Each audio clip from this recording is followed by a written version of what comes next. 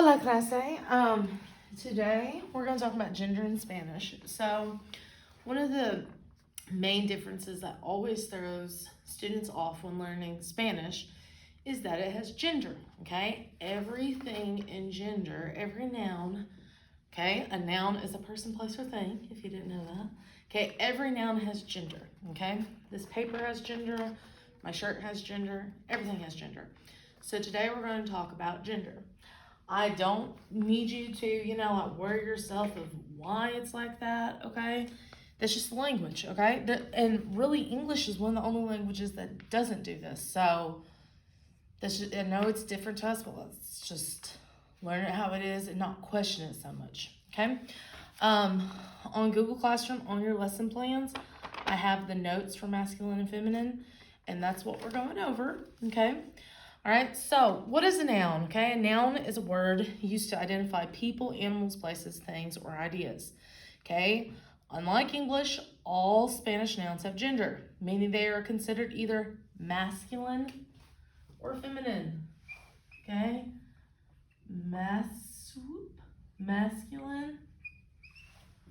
Ooh, man, my handwriting's bad today.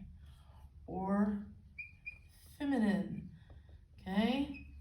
All nouns are either masculine or feminine. Okay? As in English, nouns in Spanish also have number, meaning they are either singular or plural. Ooh, well, that's no good. Okay? So I was just trying to get that. Okay, there we go. So all nouns in Spanish, masculine, feminine, singular, plural. So that's what we're gonna learn today. All right, so let's talk about when are nouns masculine and when are they feminine. Okay, so when talking about living things, obviously male living things are going to be masculine. Okay, such as el chico, okay, the boy, that's going to be masculine. And nouns that refer to females are going to be feminine, such as la chica. Okay, look at your notes. Okay. El hombre, the man. Okay, man is obviously going to be masculine. La mujer, okay, that means woman. That's obviously going to be feminine because it's referring to a female. All right. Words that end in O, okay, such as el chico, the boy, el pasajero, the male passenger. Okay, those are going to be masculine. Now, when looking over the feminine side, they're typically going to end in A, such as la chica, the girl, okay? La pasajera, the female passenger, okay? Other nouns that refer to like people who are masculine include ending in or, okay, such as el conductor, okay, the male driver, el profesor, the male professor, the male teacher, okay? On the feminine side, those are going to end in ORA, okay? Such as la conductora, okay, the female driver. La profesora, the female teacher, okay? So, as you can tell, really, the or and ora, all you have to do to switch the gender is at the A, right? Okay? But we have certain nouns that can be both masculine and feminine, and the only way to tell is look at the article, okay? Articles, okay? Just know that L is masculine, okay? And la is feminine, okay? We're going to talk more about this on a separate video, but L is masculine, la is feminine. Okay, so example of a noun that can be both ways is turista, a tourist, okay? You can be a male tourist and you can be a female tourist. If you're a male tourist, you'd be el turista, masculine. And if you're a feminine tourist, you'd be la turista, feminine, okay? Generally, nouns that refer to males, like el hombre, are masculine, while nouns that refer to females, like mujer, are feminine. That is no trick, okay? That's pretty easy. All right? Many nouns that refer to male beings end in O or OR. Their corresponding feminine forms in an A or ORA, respectively. The masculine and feminine forms of nouns that end in ista, like turista, are the same. So gender is indicated by the article. El masculine, la feminine. Okay? Some other examples that have identical masculine and feminine forms are joven. Okay? Joven means young, a young person. Okay? If I say el joven, that's going to be masculine, a young male. Okay? If I say la joven, okay, that's going to be feminine. That's going to be the young woman. Okay? Another noun that can refer to both is estudiante, student. If I say el estudiante, that's going to be male student, okay, masculine. If I say la estudiante, that's going to be a female student, feminine, okay?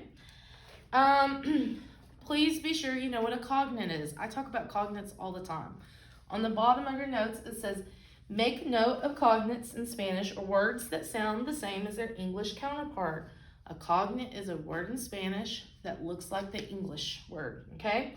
For example, estudiante is student and turista is tourist, okay? All right, now here's where we need to really pay attention because it's easy when nouns are obviously male or female, they're gonna be masculine and feminine, right? Okay, I'm a female, I'm obviously gonna be feminine, okay? But nouns that refer to non-living things, such as marker, okay, they have gender too. So this is where we really need to pay attention. So when is a noun that refers to a non-living thing masculine and when is it feminine, okay? These rules are for most of the time. Obviously, there are exceptions, but most of the time, words that end in O, okay? Words that end in O.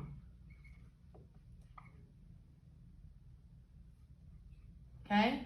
Words that end in O are most of the time going to be masculine, okay?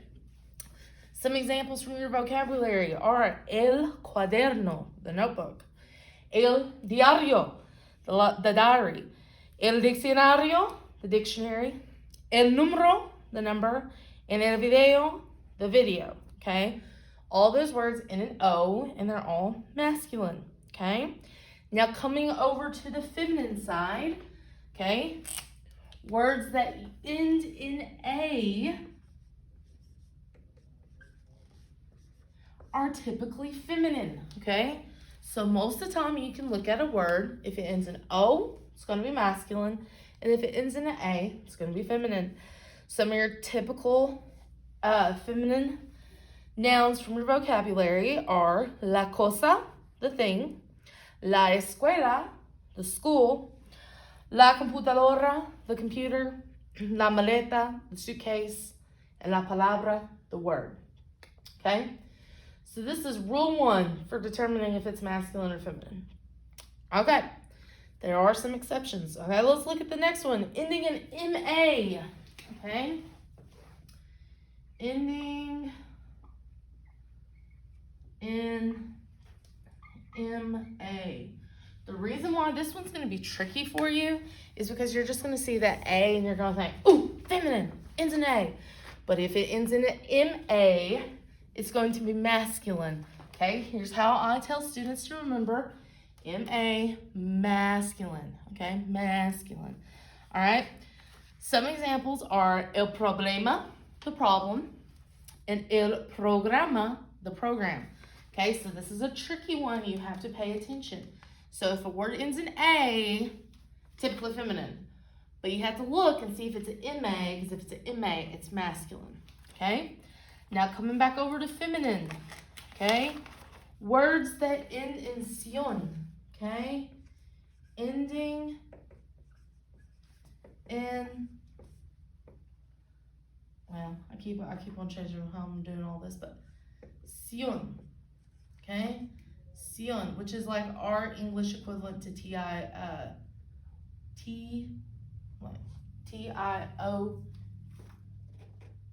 okay, T-I-O-N, okay? All right, so some examples include la lección, okay, the lesson, all right? La conversación, the conversation, okay? So words that end in C-I-O-N are typically feminine, okay? Hopping back over to masculine. Words that end in S are typically masculine. Okay? Some examples include el autobús, the bus, el país, the country. Okay? By the way, the word el país, I don't know why, but kids never remember it, so try to remember that one. Okay? Coming back over here to feminine. Okay? Where's the end in?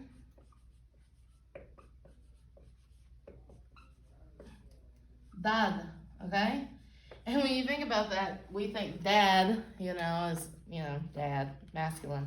Okay, but dad, okay, words that end in dad, okay, D-A-D, are going to be feminine, okay? So don't let that dad stick in your brain, okay? Dad, D-A-D in Spanish, feminine, okay? So, la nacionalidad, okay, the nationality. La comunidad, the community, okay? So these are some just like kind of 3 main rules for determining if a word is masculine or feminine. Okay, as shown above, certain noun endings are strongly associated with a specific gender. So you can use these to determine, okay, if a noun is masculine or feminine.